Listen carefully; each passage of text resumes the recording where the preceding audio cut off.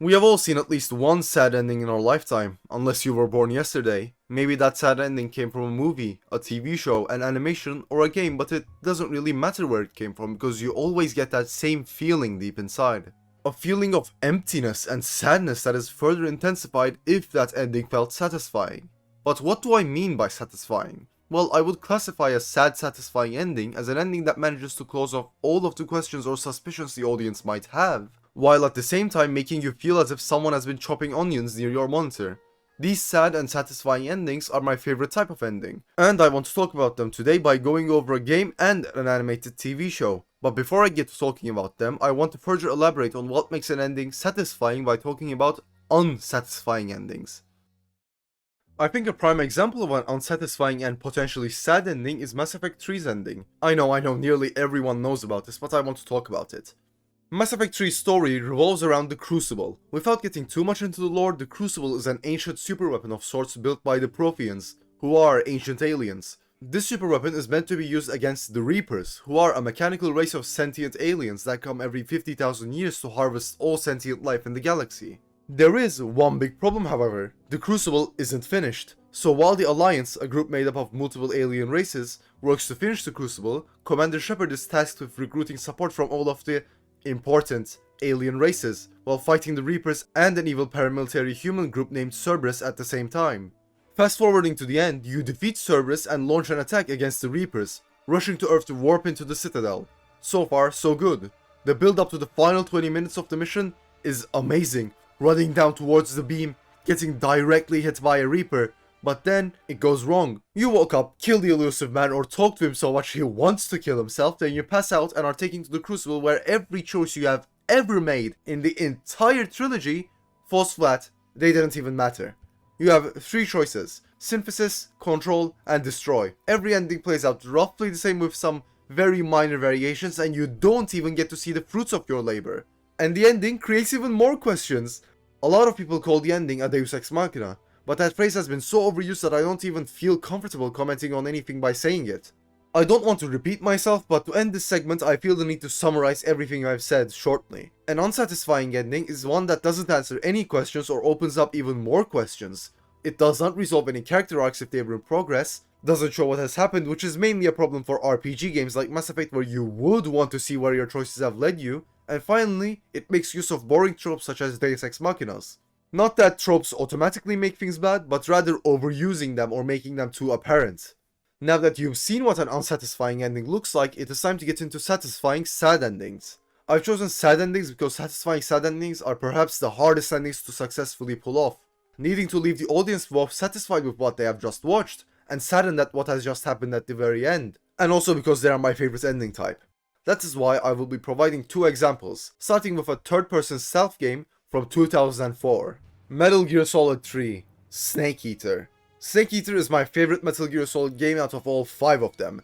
In my opinion, it has the best story since it tells the origin of one of the most famous video game characters of all time, Big Boss. The story has many incredibly likable characters such as every character helping Snake via radio throughout the game, and villains such as Volgin, aka Did You Ever Hear About the Tragedy of Darth Plagueis the Wise, Ocelot, the Cobra Unit, and the Boss. Yes, the Boss, who is the only villain that has actual ties with Snake, his mentor and his mother figure. The Boss is a really interesting character, the biological mother of Ocelot, the first American in space in the Metal Gear universe, and the list just goes on. However, what I really want to focus on here is how devoted she is to our country and her relationship with Snake, since that is why I find the ending extremely sad. The Boss first shows up at the very beginning of the game where, unknown to us, she has infiltrated Volgin's group in order to steal the Philosopher's Legacy, a film that contains a fortune. This is of course a fake defection so that the Boss can successfully infiltrate the organization. To successfully infiltrate, she gives Volgin 2 nuclear weapons.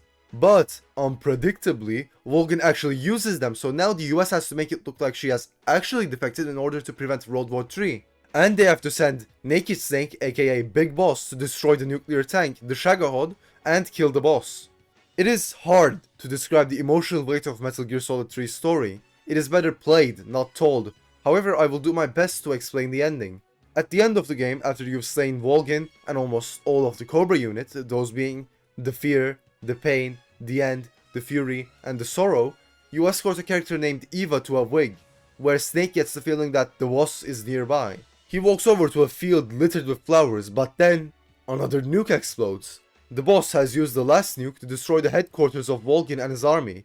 Just after the shockwave passes, the boss walks towards Snake and she starts talking about what an enemy really is, while also closing all the questions the players might have, like what her objective was and what the philosophers are. The objective given to the boss was to steal the philosopher's legacy, but her personal objective was to make the world whole, connected, no longer divided by borders. But Snake has no choice but to fight her. So they do, since only one can survive from this encounter. Snake wins. No, rather, Snake merely comes out on top since there is no victory in this battle, as Snake is forced to shoot his mentor, his mother figure, his only reason being that the government told him to. After killing the boss, Snake and Eva manage to escape, having a final showdown with Ocelot, who was also an American agent working to help Snake.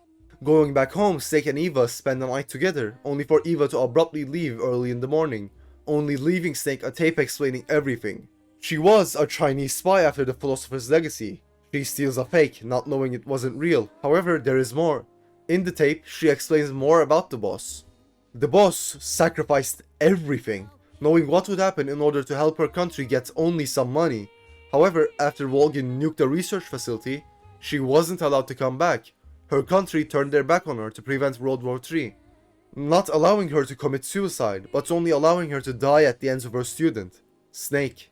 Even after that, she will still be seen as a criminal, one of the worst people to ever exist, a woman responsible for defecting with nuclear weapons and using them.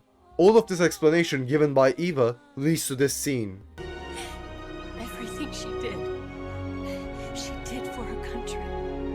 She sacrificed her life and her honor for her native land. She was a real hero. She was a true patriot.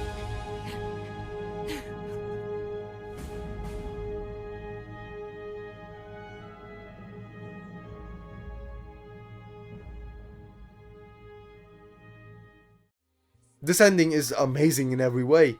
It answers every question the players might have, and it also ties up loose ends, leaving the players satisfied. More importantly, it is fucking heartbreaking, knowing that a woman who sacrificed so much will not even be remembered as a hero like she truly is, and instead as a criminal. That scene with Snake not shaking the government official's hand also shows how heartbroken and furious Snake is as to how his own government has done this to his mentor. On the other side of the fiction spectrum, we have Star Wars, a wildly popular science fiction series filled with movies and TV shows. You have likely seen the movies, or at least the prequels and the original trilogy, or if like me, you've grown up with things like Cartoon Network, so you might have seen the Clone Wars, a cartoon that started out as a kids show with somewhat annoying characters, evolved, and grew up with its audience after some time had passed. Then stopped for nearly 6 years, and then came back for its final season that most people think is the best one. The final season of the Clone Wars is what I want to talk about here because it has a really well written ending that concludes everything that has happened in the 7-season show. For me to actually explain the ending, you will have to know of 4 characters beforehand. Darth Maul, who you probably know. It is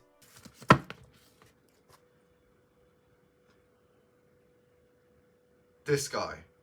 Ahsoka Tano, who is, or rather was, a Jedi and the Padawan of Anakin. Clone Trooper Rex, captain of the 501st who has a strong bond with Anakin and Ahsoka. And finally, Clone Trooper Jesse, a trooper in the 501st Clone Legion, who is known to have a sense of humor and overall a funny guy. Everything I will be talking about here takes place in the last 3 episodes of the Clone Wars. In the episode Phantom Apprentice, we see a showdown between Ahsoka and Maul, who has taken over the planet of Mandalore, home of the Mandalorians. Some Mandalorians are with him, and some are rebelling against him, which leads to a duel between Ahsoka and Maul in the throne room. Here Maul actually explains the whole plan of Palpatine or Lord Sidious using Anakin.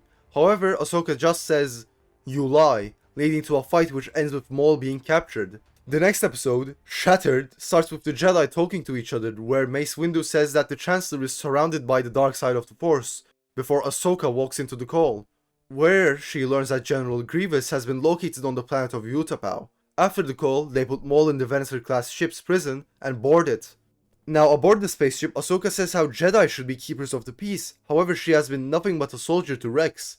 Right after this conversation happens, however, it directly ties into the third movie, just when Mace Windu is killed and Order 66 is executed, where every clone in the galaxy turns on the Jedi, and brands them as traitors due to chips in their brain. Keep in mind that the clones really don't want to do this, but they have no choice because they were implemented with this feature from childhood and most can't resist it. Keyword being most. Rex manages to resist it due to the bond he has with the Jedi over 7 seasons and gives a final message before he transforms into a ruthless killer.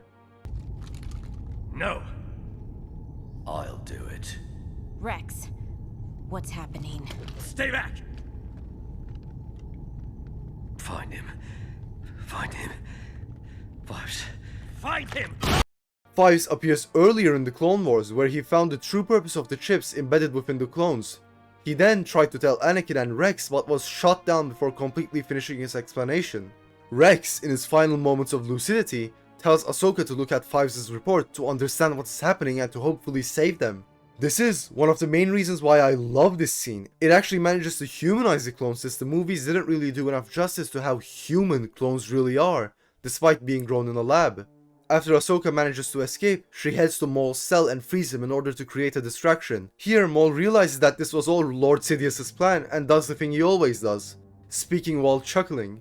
Brilliant. Brilliant. Maul leaves to cause a distraction. Holy shit. And Ahsoka uses 3 astromechs in order to view Fives' report, where it says that the inhibitor chips have a purpose that they, at the time, don't fully understand. Learning this, Ahsoka uses the astromechs in order to capture Rex and removes his chip, where this episode ends. The next episode is the final episode, and it is Victory and Death.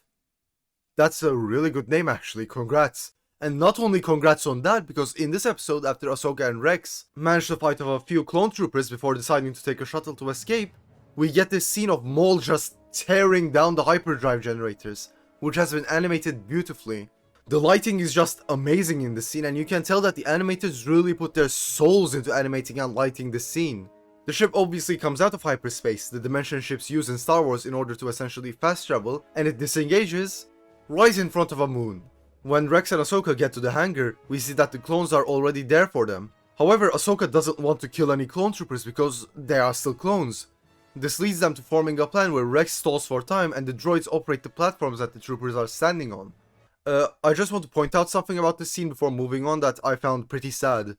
Jesse throughout the series has been this light-hearted clone trooper, but here you can see that all of those emotions are just gone. He has become nothing more than just a soulless husk of a soldier. The droids drop the platforms after Rex manages to stall Jesse and the other clones, and they try to get through, but Darth Maul gets to the ship first and takes off, leaving them stranded on the Venator, which is falling towards the moon, where they are forced to fight through their own comrades in order to reach a ship that is located at the end of the lower deck, where they manage to board the ship and escape. This episode doesn't seem all that sad or satisfying, but the last 5 minutes make up for all of that. We get this scene after they have landed right next to the crashed Venator, where Ahsoka has put all of the helmets of the fallen clone troopers on sticks, and this shot. Whoever came up with this shot, I salute you, it is beautiful. We see tens of helmets that belong to clone troopers who died for no reason really.